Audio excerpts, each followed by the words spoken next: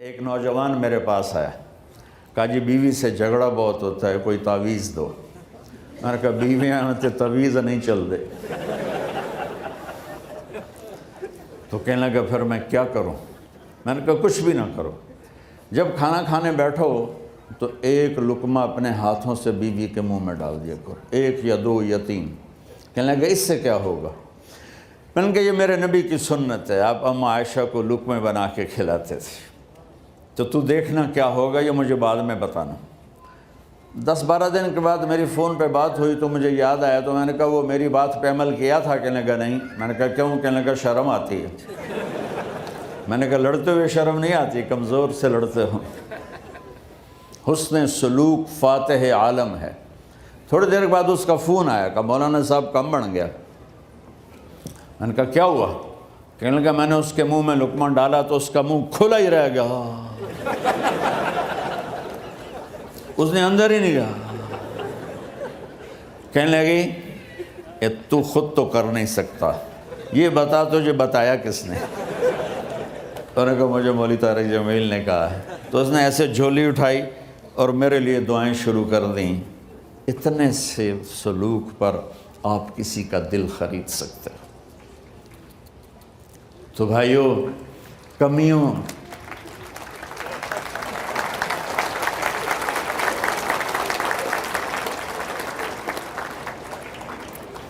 اب اس دوا کو سارے رشتوں میں استعمال کرو۔ والدین ہیں تو ان کے آگے جھک جاؤ، ان کی شدت کو بھی برداشت کر لو۔ بہن بھائی ہیں، آپس میں محبت سے رہو، چیزوں پہ مت لڑو۔ اولاد ہے، اسے عزت دو، احترام دو، ان کی کمیوں سے درگزر کر کے برداشت کرتے ہوئے سینے سے لگائے رکھو، بڑے اچھے مسلمان بن جائیں گے۔ طنز مار دیتا ہے، زبان کا گندا بول آگ لگا دیتا ہے۔ رات بھی کچھ لوگ آئے تھے تو میں نے انہیں سنایا تھا، تو ابھی بھی سناتا ہوں کہ میری زندگی ٹریولنگ میں گزر گئی۔ پچھلے کوئی 40 سال سے میں سفر خاص طور پر پاکستان کے سفروں سے نا ایک علم مجھے حاصل ہوا ہے۔ تو ایسے ہی لطیفہ کہ ہمارے جو کلچر کو جانتے ہیں یا جاتے رہتے ہیں وہ جانتے ہوں گے کہ بسوں اور ٹرکوں کے پیچھے بڑی عجیب شاعری لکھی ہوتی ہے نا بھائی۔ تو میں نے میرا سکیچ سنا، جو میں نے دیکھ کے نا ایک پریزنٹیشن بنائی ہے۔ نئی بس ہو تو اس کے پیچھے لکھا ہوتا ہے ویکھ ٹور چکوری دی۔ جب تھوڑی پرانی ہوتی ہے تو لکھا ہوتا ہے ہارن دے کر پاس کرے۔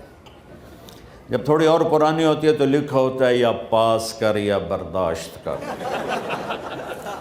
جب تھوڑی اور پرانی ہوتی ہے تو پیچھے ایک ملنگ بنا ہوتا ہے، لکھا ہوتا ہے نہ چھیڑ ملنگان۔ اور جب وہ پرانی رنگ روغن ہو کے دوبارہ آئے تو پیچھے لکھا ہوتا ہے خدا نے ایک بار پھر دلہن بنا دیا۔ یہ تو ہو گئی لطیفے کی بات۔ اب ایک بات سناتا ہوں جس نے ساری کمیوں کو پورا کر دیا۔ میں اپنے گھر سے نکلا، میں جا رہا تھا رائمنڈ تبلیغی مرکز، تو پڑھتے کتاب پڑھ رہا تھا، میں تھک گیا، اگلی سیٹ پر میں تھک گیا، میں نے کتاب بند کی تو میں نے دیکھا ہم ایک بس کو کراس کر رہے تھے، تو اس بس کے پیچھے 2 جملے لکھے تھے، وہ میرے پورے بیان کا خلاصہ ہے۔ پیچھے لکھا تھا دل برائے فروخت، کوئی وڈا ہی سخی بھائی، دل برائے بولو فروخت۔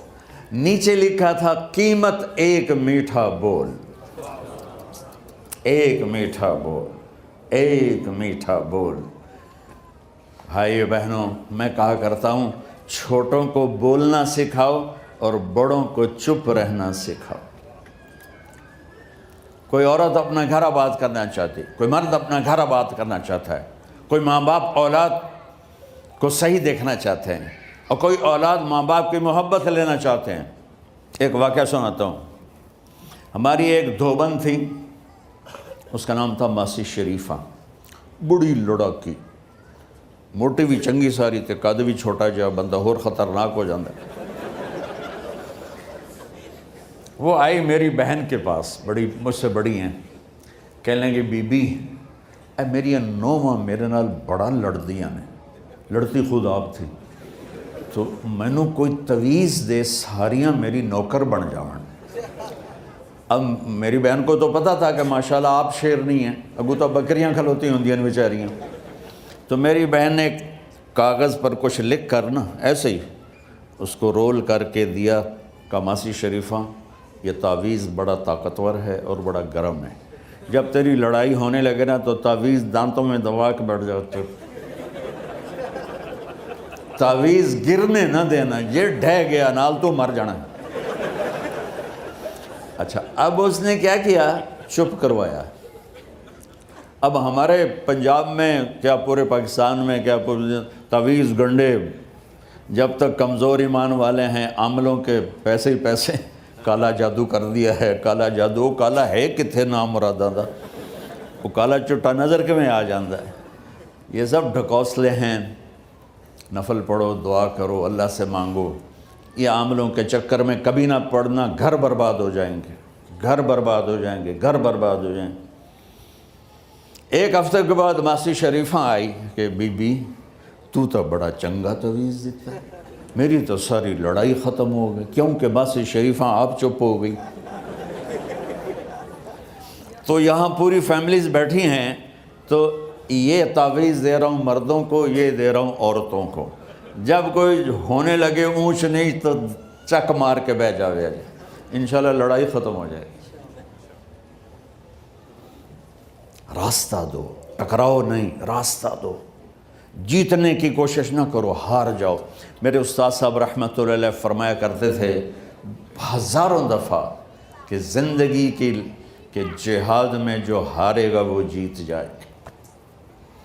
یہ الیکشن کی ہار جیت نہیں، زندگی کی جیت چاہتے ہو تو ہارنا سیکھ لو، بچوں کے سامنے بھی، بیوی کے سامنے بھی، خامند کے سامنے، ماں باپ کے سامنے۔ میرے نبی نے فرمایا کاش میرے والدین زندہ ہوتے، میں ان کی ایسی خدمت کرتا کہ تم دیکھتے عشاء کی نماز ہو رہی ہوتی اور میں سورۃ فاتحہ پڑھ رہا ہوتا اور ادھر سے میری ماں مجھے کہتی بیٹا محمد، تو میں نماز توڑ کے کہتا جی اماں جان۔ تو جن نوجوانوں کے والدین یہاں ہیں، اللہ کے واسطے ان کے پاؤں دھو کے پیو کہ اس میں ایک لگ گئی نا دعا ماں کی یا باپ کی، اللہ کی قسم ایسے جاؤ گے جیسے یہ جاتے ہیں تمہارے راکٹ فضا میں، ایسے اللہ عزت رزق ہر چیز کو ہوا میں اٹھا دے گا۔ ماں باپ کی بد دعا نہ لینا، بد دعا نہ لینا، بد دعا نہ لینا۔ ماں باپ بد دعا نہیں دیتے، جو دکھ ان کو ملتا ہے اولاد سے وہ دکھ ہی بد دعا بن جاتا ہے۔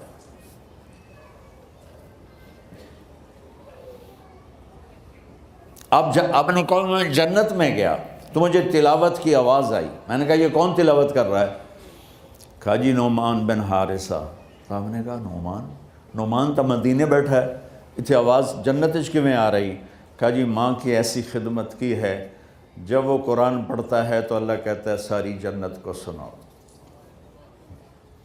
تو میرے بھائی بہنوں، ہم خود تراشتے ہیں منازل کے سنگ میل، ہم وہ نہیں ہیں جن کو زمانہ بنا گیا۔ ہمارے لیے دنیا سفر ہے اور جنت اصل ٹھکانہ ہے۔ ہمارے لیے آئیڈیل محمد مصطفیٰ صلی اللہ تعالی علیہ وسلم کی زندگی ہے، اس کے علاوہ کوئی آئیڈیل نہیں ہے۔ میں ڈاکیا ہوں، آئیڈیل نہیں ہوں، قاصد ہوں، آئیڈیل نہیں ہوں۔ جیسے پاکستان میں وہ جو ٹی سی ایس کا محکمہ ہے، میں وہ ٹی سی ایس کا بھیجا ہوا نمائندہ ہوں، مجھے کبھی آئیڈیل نہ بنانا۔ آئیڈیل ایک ایک ایک ایک کون؟